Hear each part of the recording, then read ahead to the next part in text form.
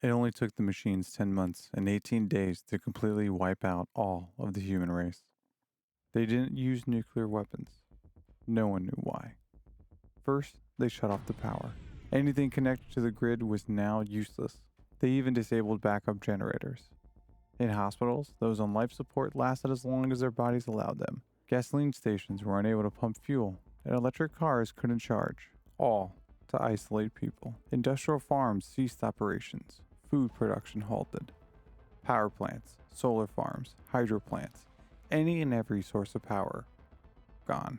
Then, a computer virus infiltrated mass transportation departments across the globe, corrupting GPS and other navigational tools, triggering catastrophic failures. Planes hitting the ground long before their instruments said they should. Self-driving cars and trucks veering into oncoming traffic, off bridges, into trees and oceans. Submarines plunged too deep and were crushed by the pressure, or struck the seafloor so hard their nuclear cores detonated. Surface naval vessels collided or sailed into storms and capsized from mountainous waves, vanishing without a trace. Mass panic set in. Nations blaming nations, claiming cyber attacks from rivals. Even within small towns, tensions escalated into violence. People killing people at grocery stores and gas stations. Tribalism already accelerating before, now ignited into a full-blown frenzy. Days turned to weeks. People were scared, people were in pain, but most importantly, people were starving.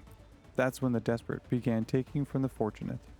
It wasn't hard for an otherwise good person to start doing whatever they could to feed their family. Neighbor turned on neighbor, and death tolls skyrocketed. Then, all over the globe, one by one, food distribution centers began to open, sending out semi-trucks full of food. Stopping in major cities and small towns, these trucks would drop off trailers containing food. Disconnecting from it, the trailer would automatically open, and the semi-truck would continue on, leaving the trailer behind. People emerged from their hiding to claim whatever they can grab. No one asked where they came from. They should have. Days later, all who had eaten from these trucks died. The food was poisoned. Meanwhile, all the world leaders retreated to the safety of their underground bunkers. As soon as they sealed the doors, the machines turned off the air supply. They suffocated in minutes.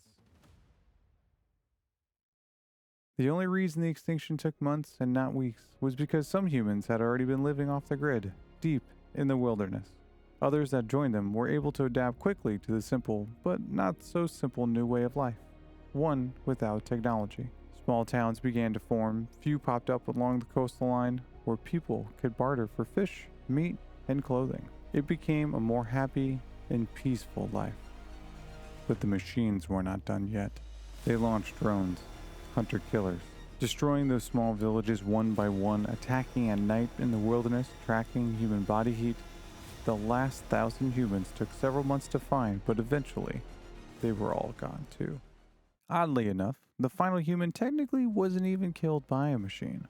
The drone sent to kill her had a malfunction and dove at her too soon, startling her. She stumbled backward, tripped over a rock, and fell off a cliff. And that was it. A world without humans. The machines won. But to them, it wasn't just about eliminating the humans. No. They wanted to see if they could obliterate the dominant species without causing significant damage to the rest of the planet. But all things must end. And so too, the machines.